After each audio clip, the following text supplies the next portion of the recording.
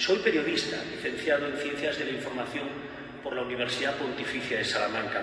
Y los periodistas tenemos, sí, un compromiso social. Les aseguro que cada día, desde mi emisora, la cadena COPE, pongo mi empeño en las personas, en difundir los valores y en poder ayudar a construir un presente y un futuro mejor para todos. En esta Semana Santa, yo les invito a salir a la calle y compartir la fe, participando en las celebraciones litúrgicas que se van a desarrollar durante los próximos días.